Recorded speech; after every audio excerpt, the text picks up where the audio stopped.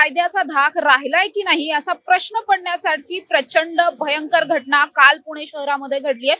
पुणे शहरामध्ये जामिनावर सुटलेल्या एका आरोपीने, ज्याला मुळातच पुण्यामध्ये यायला बंदी घातलेली आहे, अशा एका आरोपीने खोटं कारण देत पुण्यात येऊन 200-300 पोरं जमवून दहशत माजवण्याचा एकंदरीतच प्रयत्न केल्याचा सगळा प्रकार समोर आलेला आहे। हा प्रकार ज्या ठिकाणी घडला त्याच ठिकाणी मी आता उभी आहे। तुम्ही जर माझ्या मागे पाहिलं तर हा पुण्यातल्या डेक्कनचा परिसर आहे। डेक्कन मध्येही छत्रपती संभाजी महाराजांचा पुतळा आहे। अनेकदा या पुतळ्याच्या अवतीभोवती काही सण समारंभ असतील, काही कार्यक्रम असतील तर मोठ्या प्रमाणात गर्दी होत असते। शंभू भक्त या ठिकाणी दर्शनासाठी येत असतात आणि याच पुतळ्याच्या आजूबाजूला याच सगळ्या आवारामध्ये या गुंडांनी खरं तर जमाव करून कुठेतरी दहशत माजवण्याचा प्रयत्न केलाय।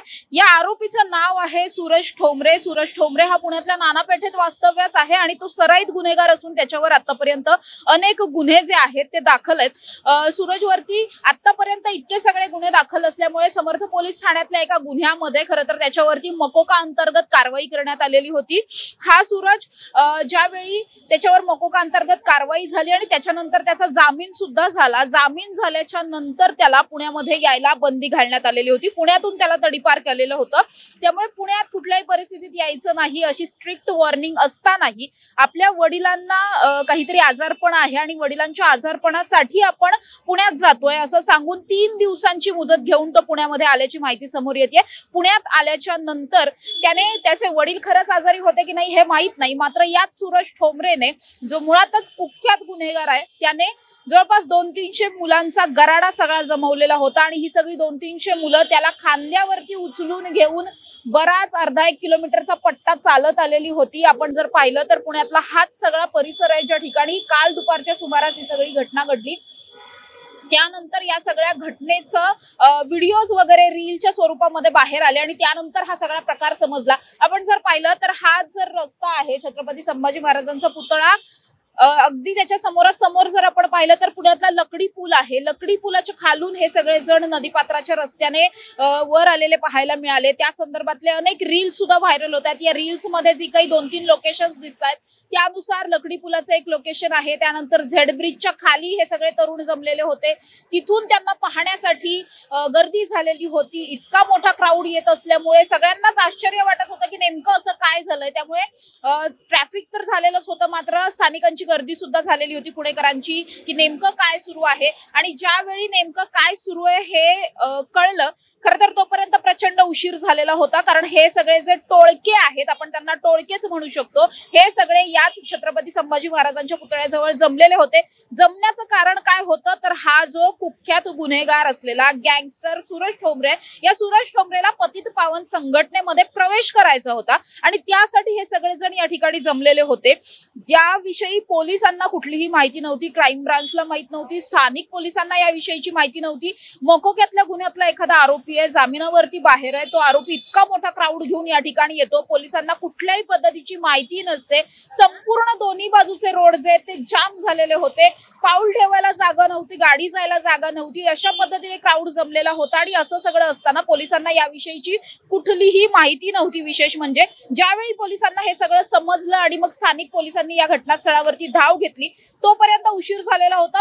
सगळ्याच मुलांच्या गराडेतून जितका क्राऊड या ठिकाणी जमलेला होता, या सगळ्या तरुणांच्या आडून हा सूरज ठोंबरे गायब झाला आणि त्यानंतर खरं तर पोलिसांना हे सगळं प्रकरण जे आहे ते पोलिसांनी गांभीर्याने घेतलं।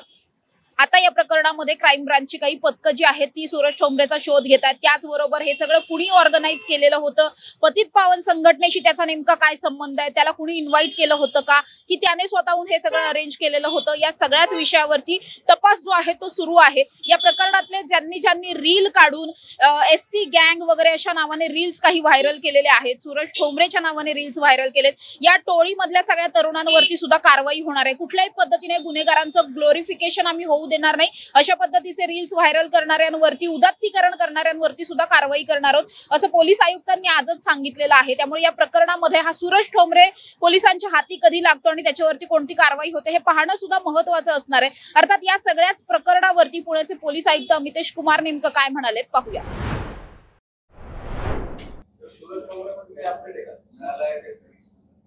अपडेट तो नाही, जे चालले ते न्यूज मध्ये तेच आहे, योग्य वेळी आपल्याला अपडेट देण्यात येतील. क्राईम ब्रांचचे डेडिकेटेड पथक त्यामध्ये योग्य कारवाई करायसाठी, योग्य आणि कडक कारवाई करायसाठी सर्व स्तरावरून काम करत आहे, इन्क्लुडिंग बेल कॅन्सलेशनचे अहवाल जे मान्य न्यायालयाला पाठवायची आणि त्या अनुषंगाने जे योग्य कारवाई करायची ते त्या दृष्टिकोनातून पण कारवाई ऑलरेडी सुरू करण्यात आलेली आहे.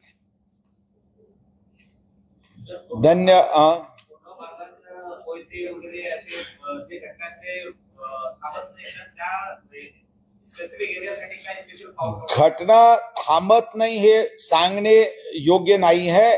घटना पूर्णपणे थांबलेली आहे. मधला काळात एखादी अपवादात्मक घटना घडत असते, त्या आरोपींना योग्य रीत्याने धडा शिकवण्यासाठी पोलीस दल ऑलरेडी काम करत आहे. अशा प्रकारचे घटनामध्ये डिक्लाइनिंग ट्रेंड कंपॅरेटिव्ह फिगर्सचे दृष्टिकोनातून आहे.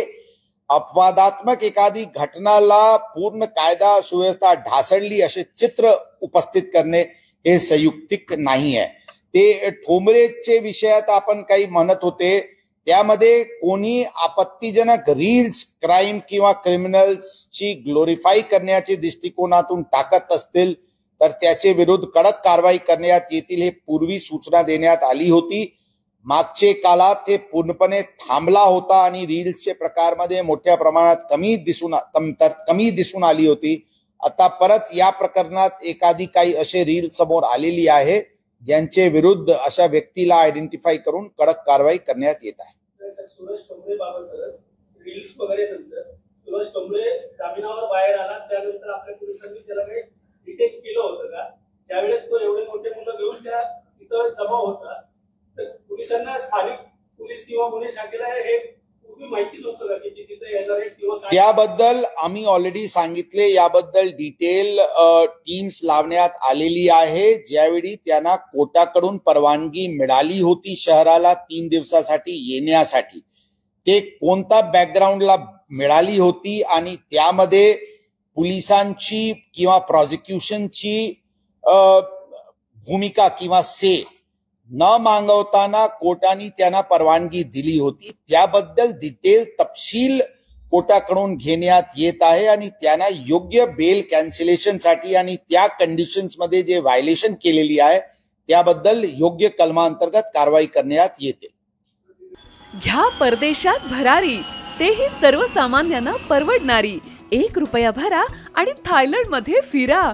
सचिन इंटरनॅशनल घेऊन आले आहेत जगातली सर्वात स्वस्त परदेश टूर.